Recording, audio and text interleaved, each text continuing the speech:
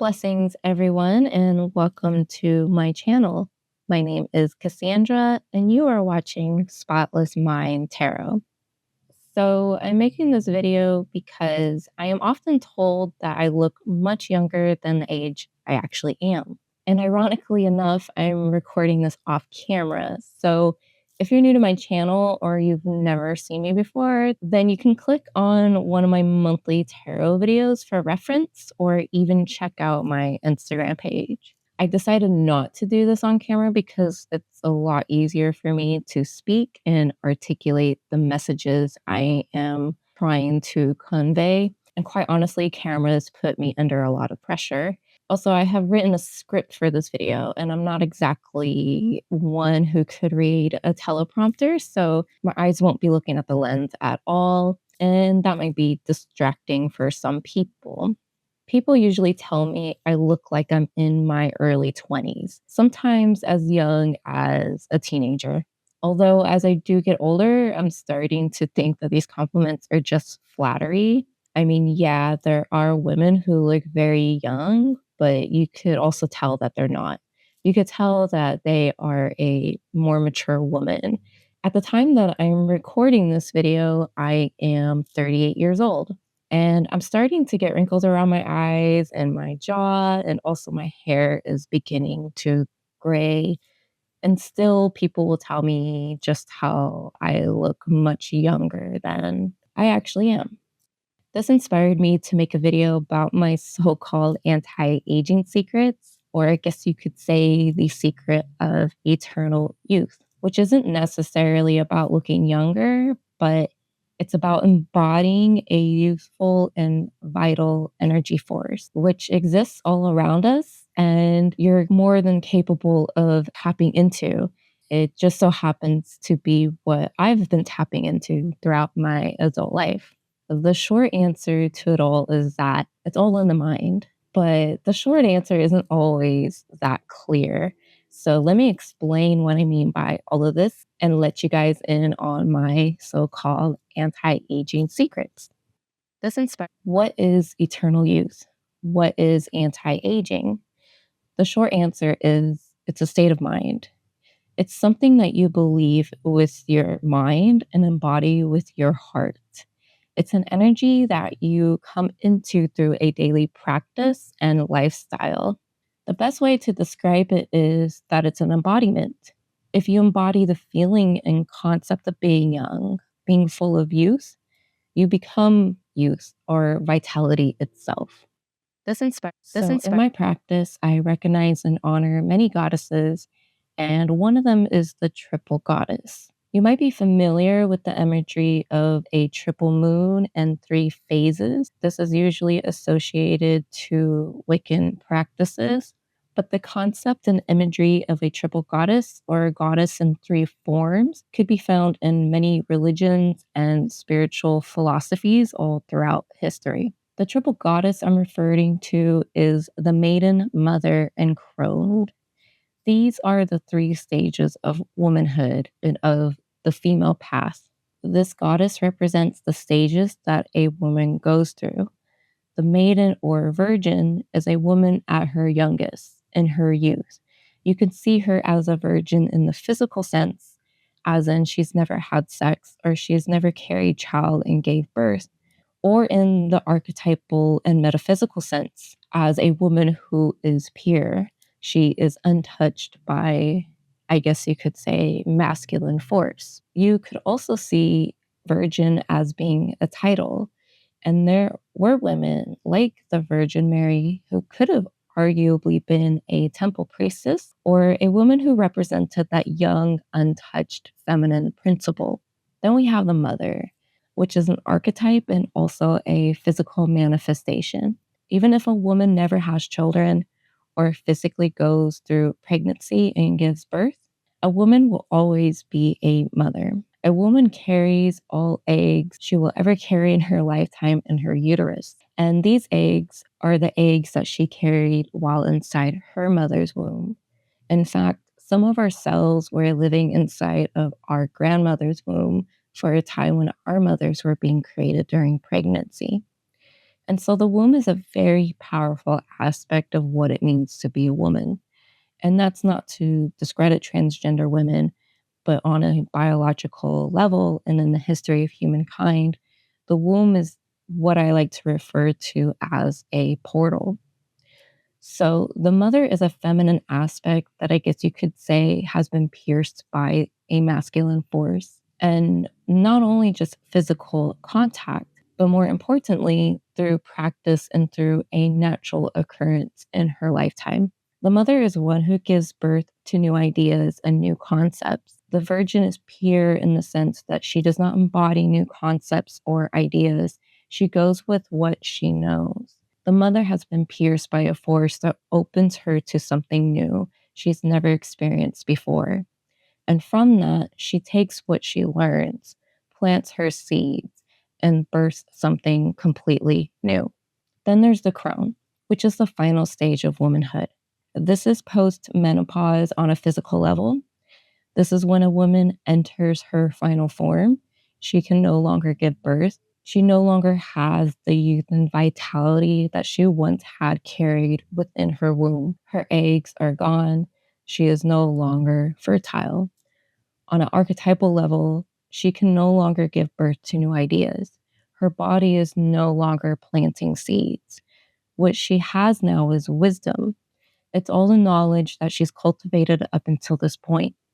She can plant seeds in the minds of others, but she can no longer create new life within herself. Now, I'm not saying that when you're an old lady, you can no longer create new concepts and ideas. Of course, you can. And of course, a young woman who's never had sex can create new concepts and take on masculine forces. These are just ideas and principles that correlate to the rhythm and cycles of nature.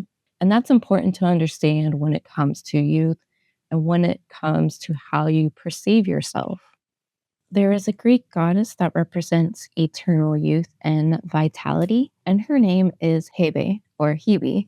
In the Greek pantheon, Hebe is the daughter of Zeus and Hera, and she is the wife of Hercules. In fact, she is the one who bestowed immortality onto Hercules, who before was a demigod, and therefore he was not immune to death. Hebe served as the cupbearer for the gods and goddesses of Mount Olympus. She served them ambrosia, which granted them immortality and eternal youth. Personally, I don't work with this goddess directly. Maybe I have in some way without realizing it, but there are ways you could evoke her through ritual or meditation, which I would highly recommend in order to tap into the gifts that she has to offer. While doing my research of Hebe, I came across a great video about the goddess and about eternal youth and how to stay young. I recommend watching it, especially if you find this topic intriguing. I've left a link for it in the description below. So, because I don't know much about this goddess or even about Greek goddesses in general, there's not much I could say about her as a personification, as an archetype when it comes to eternal youth. And so I would recommend listening to her mythology, which I have briefly listened to some videos about it. But, even still, I feel like I don't really have much to say on her because I don't work with her. But I just wanted to give that as an example in this video. So maybe she is someone that you are interested in working with and are inspired to now after hearing this. And I'm sure there are plenty of other goddesses around the world who represent youth and vitality and maybe eternal youth, which would relate to immortality and I would say on an aesthetic level, like looking young and feeling young instead of just living eternally, right? And so I would highly recommend that you tap into that and tune into that. So, what does any of this have to do with me looking young? Well, personally, I identify with the maiden. I see myself as the virgin, the young woman, someone who hasn't grown up yet. And this isn't part of my practice per se. Like, I'm not intentionally evoking the maiden, but just to give a frame of reference and like give an archetypal image to it, this is who I'm going to relate it to. I've always said that I am forever 19 and forever frozen in time. And this is a mindset that I've adopted at a young age. I would say more so in my mid to late 20s. This is how I really started to think. And I carry it within me.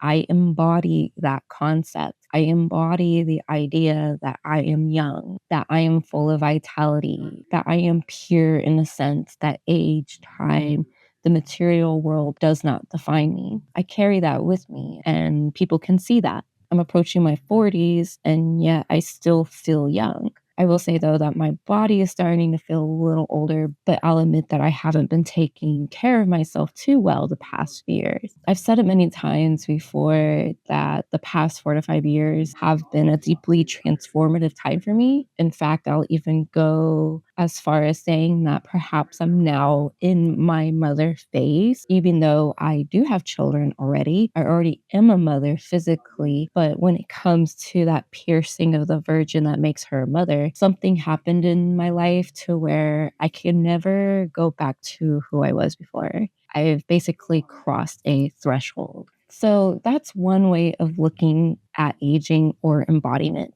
And it's relating it to archetypes, to deities, and energies that keep you feeling and looking young. Obviously, your health, your environment, skincare, genetics, physical activity, your overall mindset, as what we're discussing here, and your diet are going to be major factors in your aging and your vitality.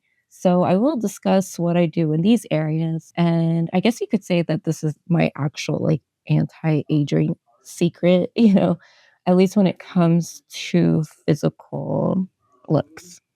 When it comes to diet, my diet isn't so great right now, but before all of this, I was eating fairly well. I'm in the process of working on it as well as getting back into fitness. It has been difficult, but I am determined because I want to maintain that youth that I do have left on a health level. And so even if my skin ages, I want to feel vibrant and not weak and brittle.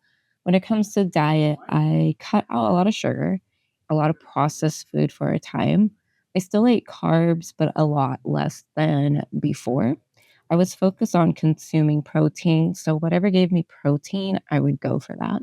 I don't drink soda, although I have on occasion these past few years. Before that, I would only drink it like at a birthday party or on the holiday. Regardless, for a while there, I wasn't drinking any soda.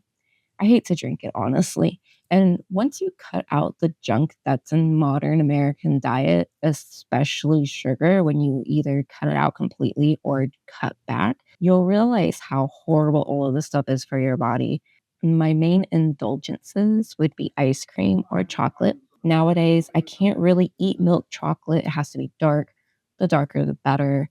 Sugar really, really irritates my teeth, especially as I get older. And ice cream, you're better off paying more for something that has a less crap in it because ice cream is pretty bad. I don't really drink milk. Ice cream and cheese would be where I get my dairy. I do prefer almond milk. And I guess I would say my dairy intake would come from coffee. I use half and half for my coffee. And for my coffee, I don't add sugar. I just add half and half to it. So there is sugar in it, but not nearly as much. Protein shakes, I used to drink whey and milk, but now it's all plant based. So I use a plant based protein shake with almond milk. Milk, meat, and whey are like stuff that I don't think women should really consume. I don't think anyone should really, but I noticed when I was drinking milk and eating a lot of red meat, my arms were hairy. And after I corrected my diet, my arms are not hairy anymore. So that's something to think about. Also, it is important to create a diet for yourself that works for you because no two bodies are the same. If you can get away with eating all day, then by all means do that. Even if I ate healthy all day, that wouldn't work for me. So with fasting, I tend to go all morning without food. I'll drink water when I wake up and then drink coffee over a few hours. My coffee intake varies, but I usually fill my tumbler once.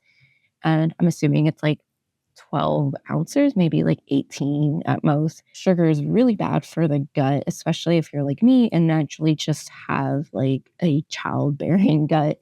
So if you want to burn belly fat, cut out the sugar. Water, I drink like a horse. Like I be drinking. Water is important. So on the daily, I drink water, coffee, hot tea, or Arizona diet green tea. And the diet green tea is just water and tea. There's no corn syrup in it. All the other Arizona teas have corn syrup, as far as I'm concerned.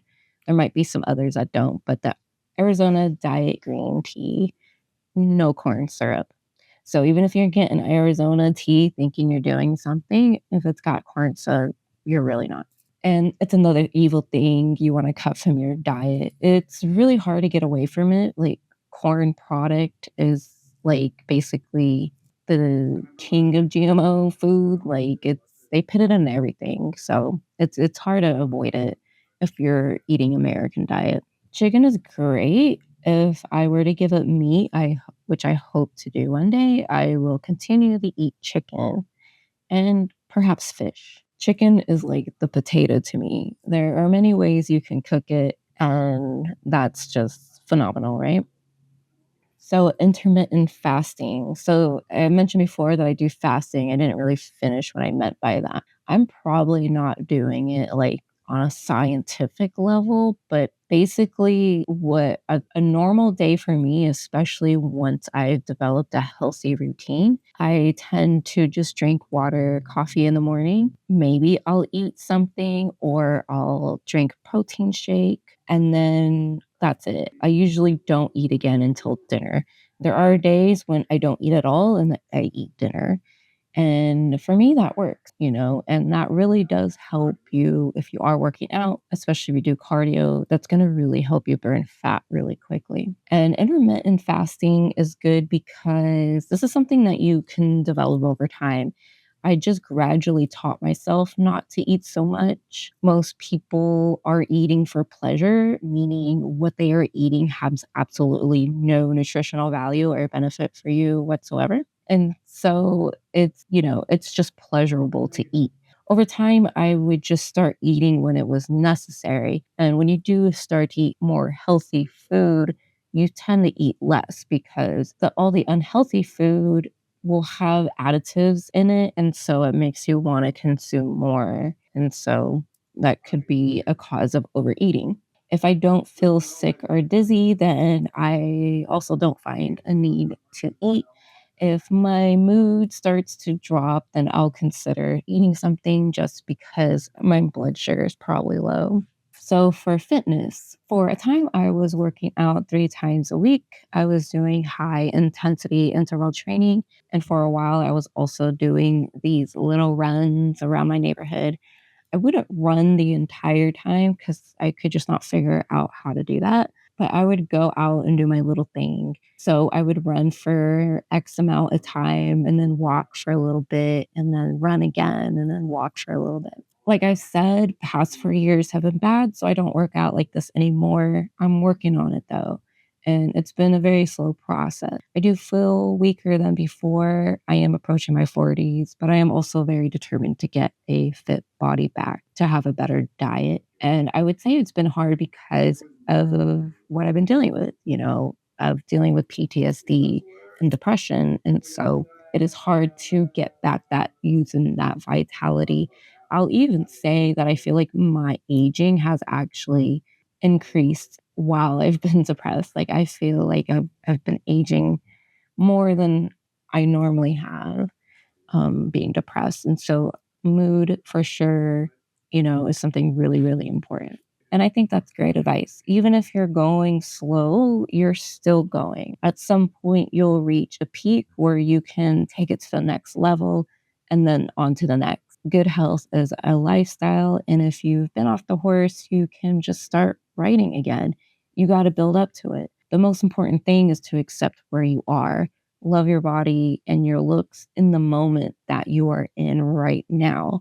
Because sometimes we think we're ugly and then years go by and we look at old photos and it's like damn, why the hell did I think I was ugly? Like, oh my God, I would love to have that skin again. So I think it's important to love yourself in all forms and all stages at any age. It goes along with having a youthful mindset.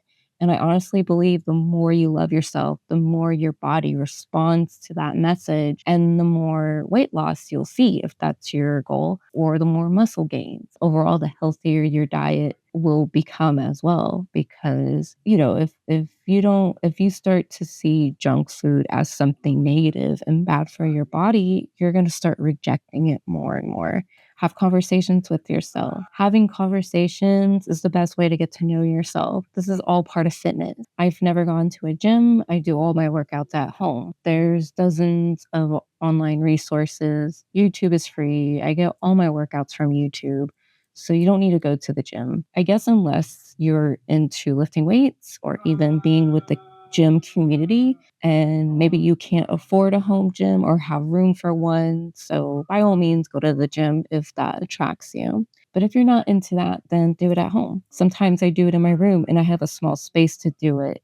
It's like prison inmates. They got to utilize the space they are in. So no excuses. Environment.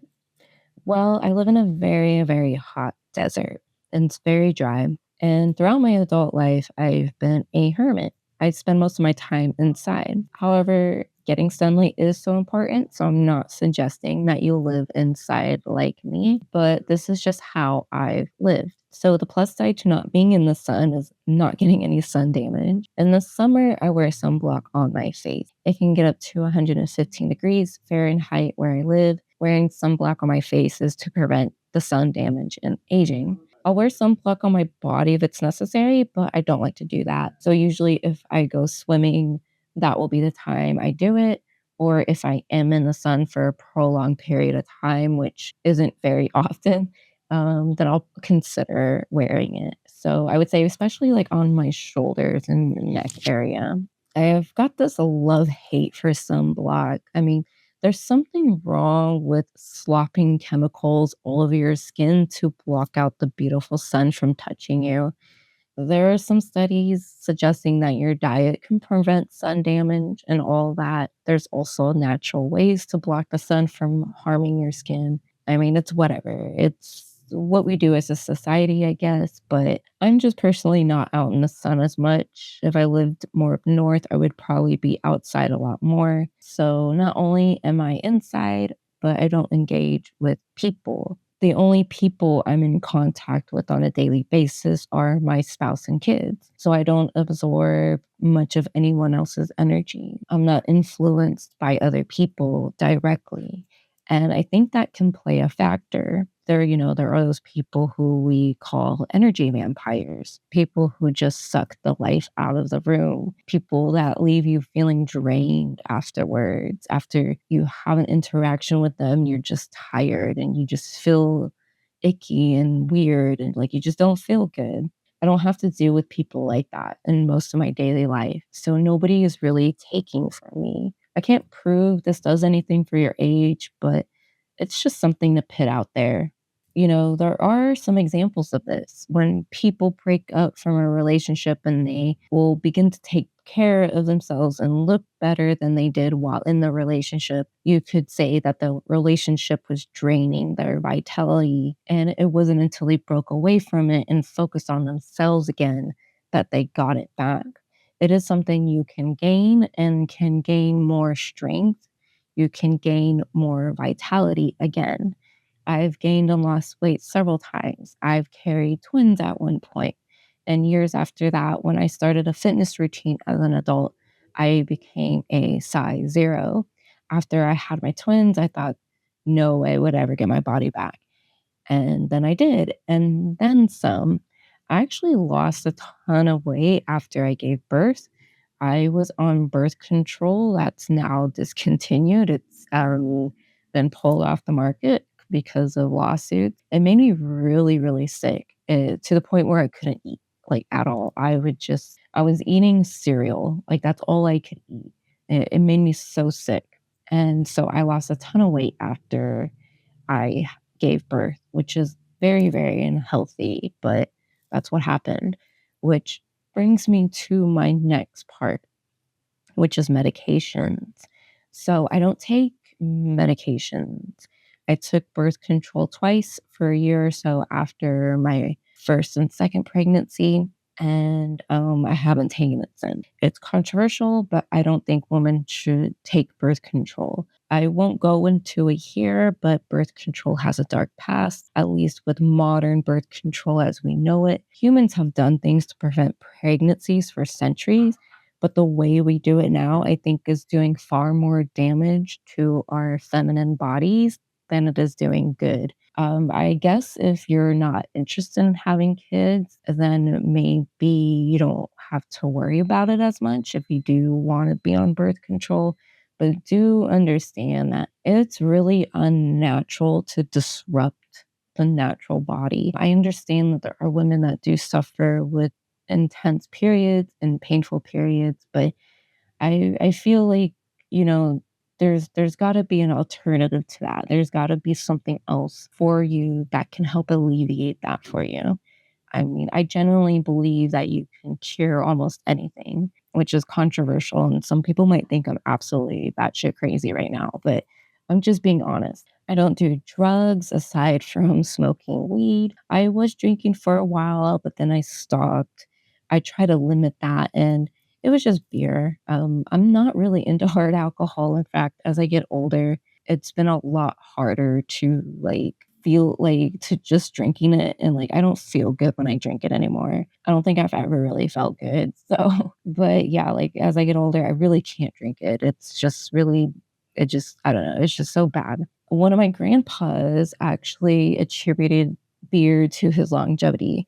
So he would drink a beer or two every night. And from what I remember, it was really good beer. If you have a healthy beer, it could contribute to good health. Same thing with wine. You know, wine can be very healthy for you. So I'm not completely against drinking, but I will say that hard alcohol probably has no nutritional value for you whatsoever. So I also take ibuprofen and allergy medicine. I avoid the allergy medicine that makes you sleepy. So like Benadryl, I take Alora. I don't know how you pronounce it. So Loratadine. That's the allergy medicine I take. The other stuff is actually really, really bad for you.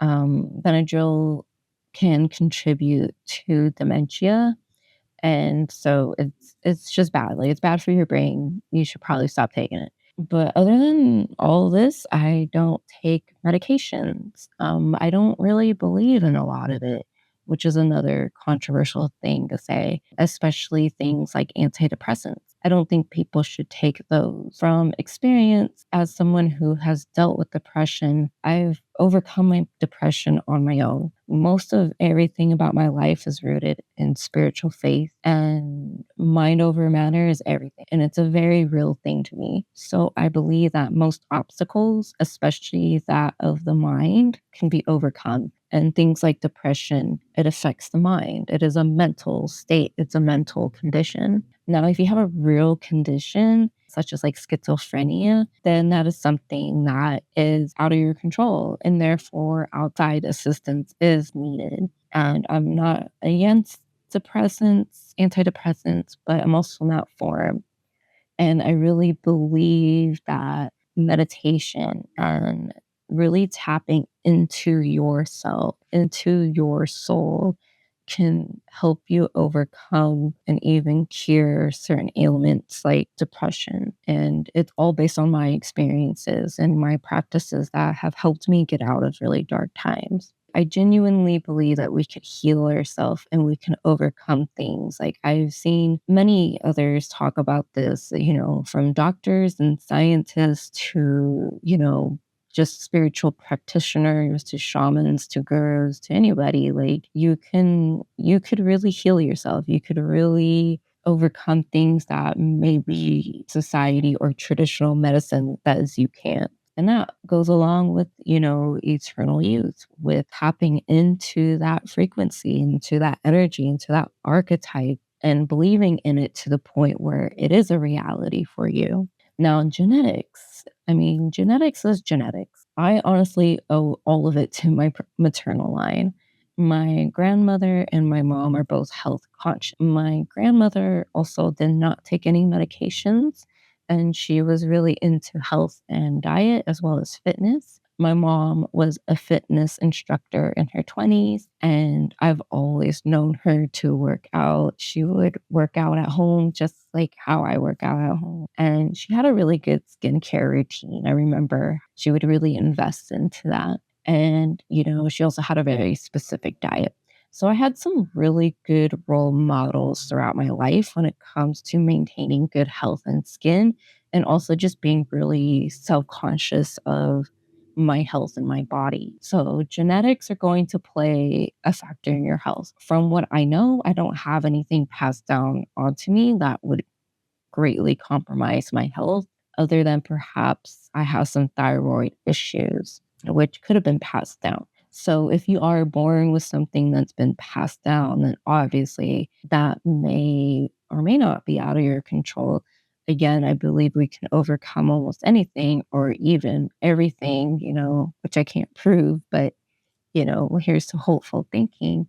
Maybe there is a way for you to bypass that in some way if it's something that, is affecting your genetics.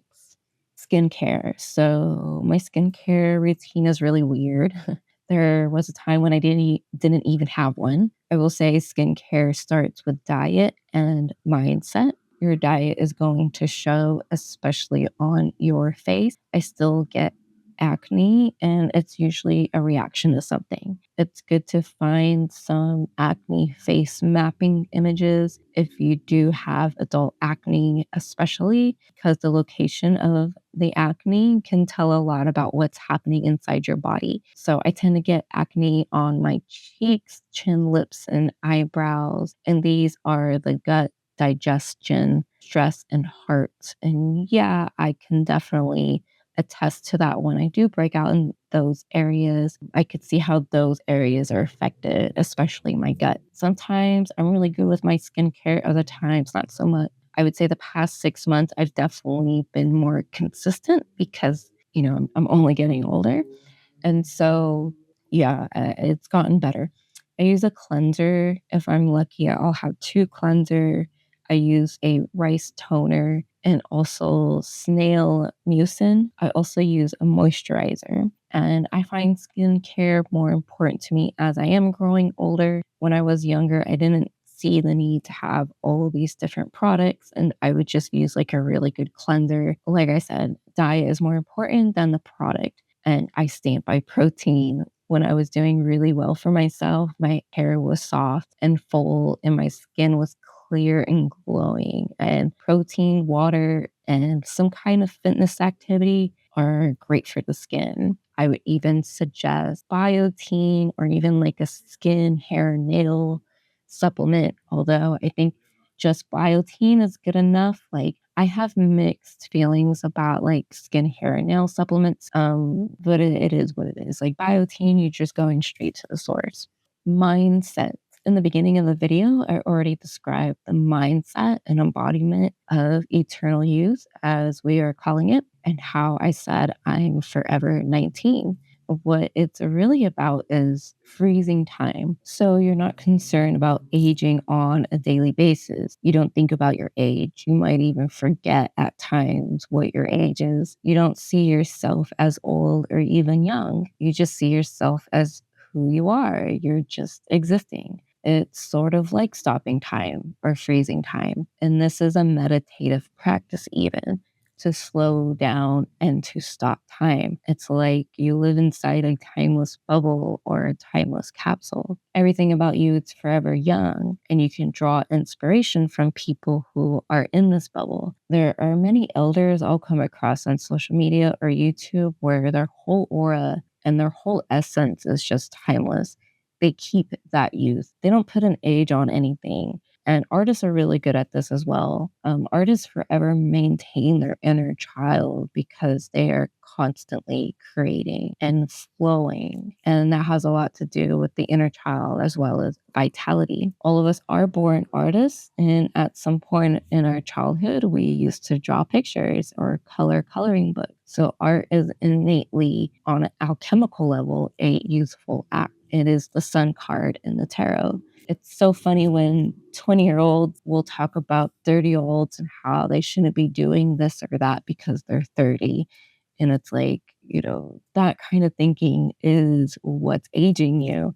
That thinking is what's robbing you of your youth. Sure, there are many things that are strictly for certain age groups, but that's not what we're talking about. And obviously, you don't want to be so useful in your mindset that you are too immature and irresponsible, because there's no growth then if you move throughout life like that. Still need to stand up for yourself. You still need to live and survive and take care of basic necessities. You got to pay the bills. And you can do all those things while embodying a youthful spirit and mindset. You can go to work and still feel young and vibrant. So, astrologically, as a Capricorn sun, it is notorious to say we age backwards, that we are born old, grumpy souls. And as we grow older, we tend to become more youthful, even in our appearance. So, Capricorn, the sign of Capricorn, tends to age very slowly. Their mindsets as children and young adults is usually more serious, and it's our way of surviving and what has been bestowed upon us. And as we grow older and enter into the rulership of the sun, then we usually let go. Not all Capricorns. There's a lot of Capricorns that stay grumpy and within that authoritarian nature, but we tend to let go more and more as we age. We tend to take things less seriously. I always relate dad jokes to Capricorn. Like if dad jokes was a zodiac sign, it would most definitely be Capricorn. But besides that, I don't have any research into age and astrology. And if you were into that, I would look into sidereal astrology. I think that would be more useful since they deal with the nakshatras. And when it comes to true personality profiles and who we are as individuals, sidereal astrology is far more accurate and far more connected to your soul than tropical astrology is. I guess you could also say Leo is a sign of youth and vitality, which rules over the sun card in tarot. And Leo represents children and that creativity, as I was mentioning, how creativity and that childlike wonder are just, it's basically one and the same. There's no creativity without play, and playing is a very useful thing. I would consider tapping into these two signs, into Capricorn, which is a timeless sign. It does rule over time, but it also rules over things that are timeless because it is the personification of time. It is Chronos. Capricorn can teach you how to slow down and be more patient. Living a slow life, which I didn't mention in this video, but living slowly can help you age slower as well. It has a lot to do with that bubble I was talking about, creating your own little world where you kind of just like nothing is really affecting you, to where like the environment example I was giving, how I don't engage with other people on a daily basis. So I'm not absorbing other people's energy and they're also not taking mine, that bubble I'm talking about. So basically, I mean, that's all I've got written for this. I hope it made sense. I hope it was inspirational and that you could take something from it. I mean, I would love to get really deep about it. I always feel like I'm leaving something out in my videos. I honestly don't know why, but it is what it is. So before we go, I will add, when it comes to skincare, that I don't wear makeup, at least not on a daily basis. And sometimes when I go out in public, I don't wear makeup either. But I think that could also be a contributor to younger skin because, as you know, makeup is full of chemicals. And even if you get, vegan, cruelty-free makeup, there's probably still something in it that's going to affect your skin in some way. And so, yeah, I don't wear makeup, and I feel like that can also contribute to younger looking skin overall because I'm not applying product. I'm not clogging up my pores, my skin breathes freely. And so, yeah, just wanted to add that in there. But I think I've said that all that needs to be said. I mean, again, there's so much we could say. We could go into like a deep philosophical way of saying all of this, but this is pretty rooted. This is pretty grounded. Basically, it's like my anti-aging secret guide. I honestly feel like I'm not doing anything to look young and stay young. Like, I honestly feel that, but everything I said has been a contributing factor to my usefulness. And so that's all I have to say. And if you've made it to the end, thank you so much for listening. I really appreciate your time and your energy and for you allowing, me to enter into your space and deliver this message for you. So if you haven't yet already, please subscribe, like, and please feel free to leave a comment. I would love to hear from you guys. And if you're interested in a private tarot reading, I offer private tarot readings through my Etsy shop. You can find a link for that in the description below. I also sell jewelry as well as Kabbalah study guides. So if you're interested in that, then please check out my shop. There's also paintings on there as well. So once again, thank you for listening, and I will catch you in the next video.